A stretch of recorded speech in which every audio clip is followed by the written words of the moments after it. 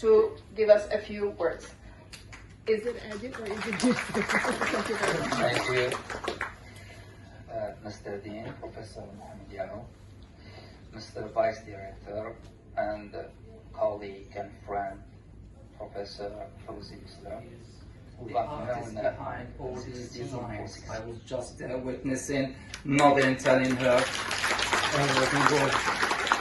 And she is not also an accomplished academic, but also a talented visual artist and painter. Her aesthetics, Thank you for lending your voices and your presence to this space. As every linguist knows, context is everything.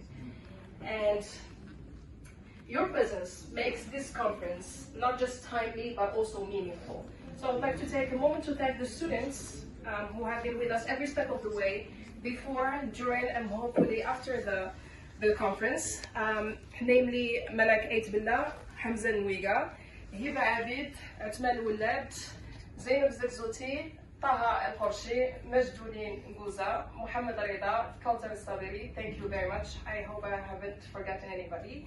And this event stands systematic teaching of grammar rules and vocabulary through repetition, memorization, and translation exercises.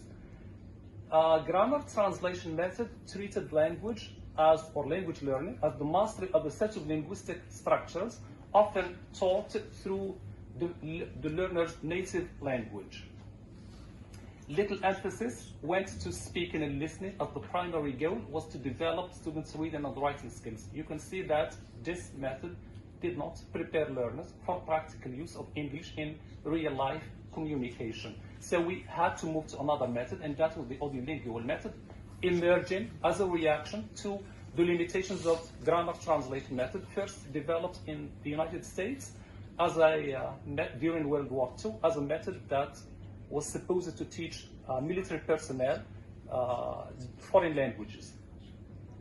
It emerged from a stricter behaviorist perspective, namely Skinner's theory, and it was based on habit formation through mechanical repetition of dialogues and drilling of sentence patterns, minimizing the use of the native language.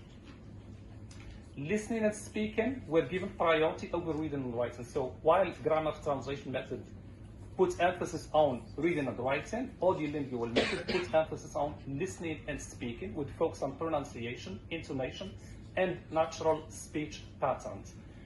One of the merits of this method is that it helped develop listening comprehension, but still it did not promote authentic communication or critical thinking. So both methods, grammar translation method and audiolingual method, failed to prepare learners for authentic real-world communication. What happened in the early 20th century to the 1980s was that this age or this period witnessed some significant theoretical developments in linguistics, psychology, and second language acquisition. Some of these are Heinz's concepts of communicative competence. J'étais là et j'étais très fier de mes étudiants avec Madame Barakat, que je remercie beaucoup. Donc vraiment, le jour où on aura notre établissement, on va produire moins, j'espère que ce n'est pas le cas.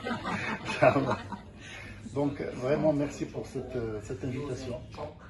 I remember those times I was I always wear blouses, otherwise I go like kubasa, dusty, so I need to wear a blouse. And those who moved from using chalkboard to chatbots. Yeah. So without further ado, Professor Ibn Sahab, the floor is yours. Thank you very much, Chair.